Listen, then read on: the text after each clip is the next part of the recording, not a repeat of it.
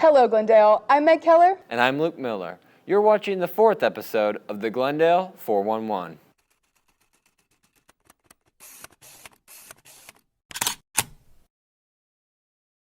Some Glendale students are affected every day by the hardships of breast cancer. Amanda Zimmerman and Emerald Davis show how one family dealt with the difficulties of the illness. About 1 in 8 women will develop some form of breast cancer over the course of her lifetime. The month of October is dedicated to these victims.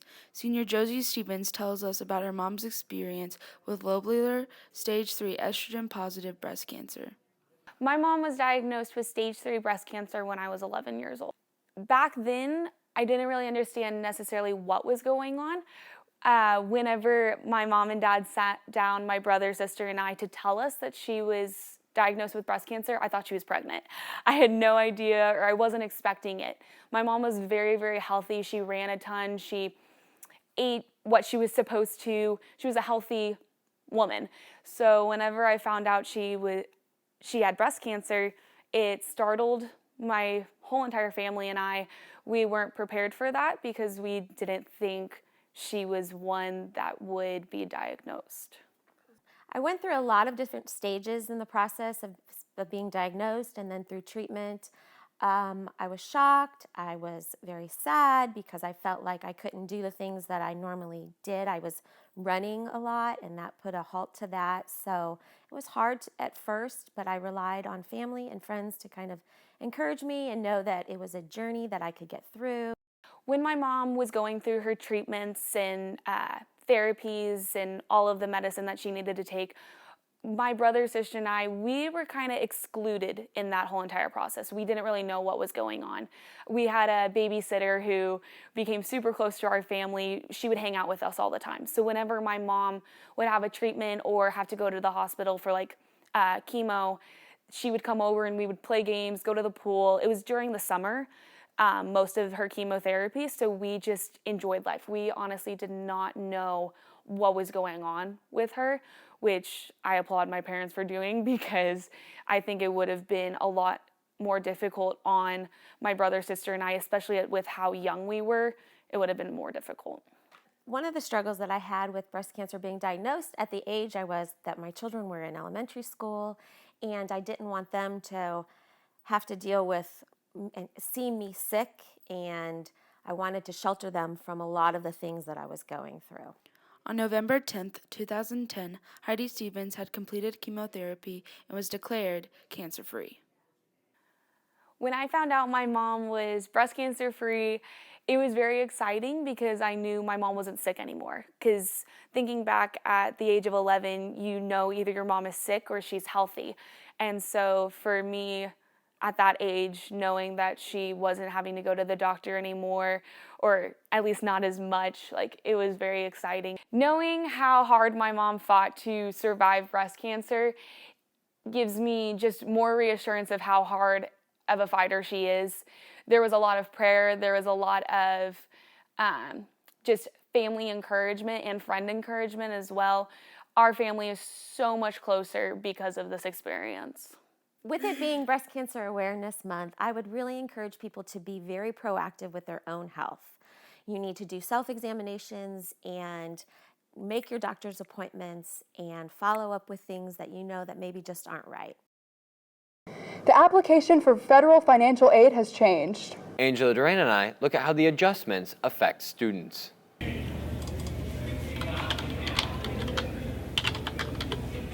The free application for federal student aid, or FAFSA, allows high school students to determine their eligibility for financial aid when applying for college based on their household's tax returns. Is the foundation of your educational experience as far as how you're going to pay for college? It is the federal government's way of determining what, if anything, a student will receive in free or free aid, free grant money toward college. This year, FAFSA has undergone several changes in the way students apply for federal aid. This year it's allowed to be filled out earlier, 3 months earlier. It became available on October 1st. In addition to the earlier opening date, FAFSA has changed the tax year it uses to determine the financial aid that applicants will receive. In the past, it was always a struggle for families to fill out the FAFSA because they still had to get their taxes completed.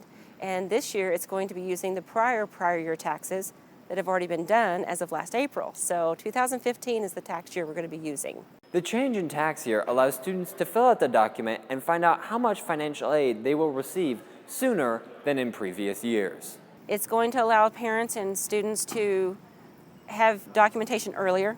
I think it'll go a lot faster now that you don't have to wait.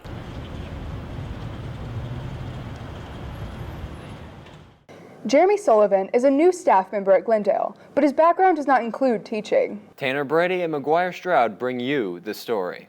My name is Jeremy Sullivan, and my title is Blended Learning Specialist. The role of a Blended Learning Specialist is to provide teachers with the support that they need to start to work within the Ignite initiative. I'm in the building on Tuesdays and Wednesdays, and on Tuesdays I have the flexibility and freedom to be in the classroom seeing how the students are using the devices, and then on Wednesdays I do 2 sessions a block with the teachers where we're learning different ways to utilize the technology. He just has I think he has an approachable personality, and one that a lot of kids, in my experience of being able to teach with him in 2 different settings, they respond to him. Before I was a teacher, my 20s were spent as an actor. And so when I graduated college with my BFA at 20, I moved to New York City and lived out there for 7 years where I acted, did tiny bit stuff in film and TV, and then did some regional theater production. And then I decided to transition into education, and then that's what led me to get my master's in education and led me to where I am now. My husband's name is Michael, and we've been married for 5 years. And we met out in New York almost 9 years ago, and we adopted 2 kiddos, and so I have a 5-year-old son named Austin and a 6-year-old daughter named Adriana. And my family's my life. I mean, they influence every aspect of my life. They're my #1 priority. And so my daughter loves to watch me perform. She's gotten to come see some of the shows that I've done. Jeremy's he believes 100% in whatever he's doing or saying, and his conviction is, I think, really motivating to me. He'll speak out if he thinks something is wrong, and that has been I'm more of an introverted person, and so his ability to just stand up and speak up when he sees something wrong, I think is a big part of why I respect and love him so much.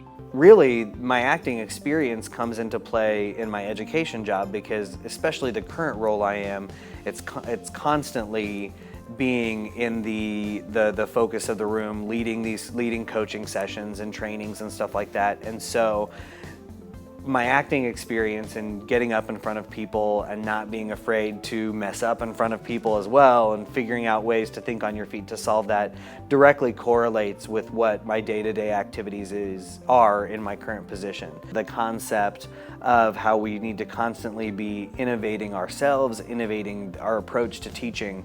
And so as long as whatever I'm doing is forward thinking and trying to progress the educational world here within Springfield to make sure that our kids are getting the absolute best education that they can get and be the most prepared for their future, then I'll be happy.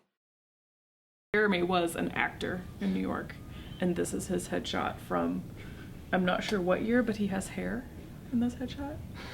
So you can see, and he wrote a note on here to me, hang in there, champ. And I used to have this hanging in my room, so I think I should hang it up again since he doesn't teach here anymore, so he'll be with me in spirit. Get up out of your desk and get a hands-on education at the OTC Career Center for high school juniors and seniors. There are 19 career paths to choose from, and it's free. Students earn college credit, and they're prepared to get a job when they graduate. A hands-on education that helps you get a job or a jump start on college is what makes the OTC Career Center a unique high school experience. Talk to your high school counselor or visit otc.edu/career center to learn more. Fall is upon us, and Halloween is just around the corner. Trip Horsey and Ethan Pennington show us some cool places to enjoy this season.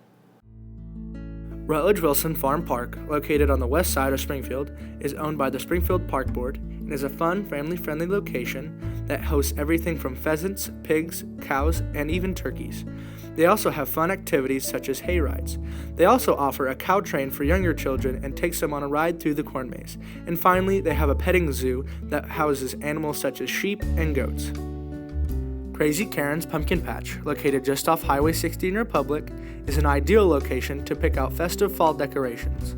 They offer a wide variety of items such as pumpkins, mums, a variety of gourds, corn stalks, and even hay bales. This is the perfect location if you're looking to pick out Halloween and fall decorations. Thanks for watching the Glendale 411. Don't forget to subscribe and check out our channel for more content. Signing out, I'm Meg Keller. And I'm Luke Miller.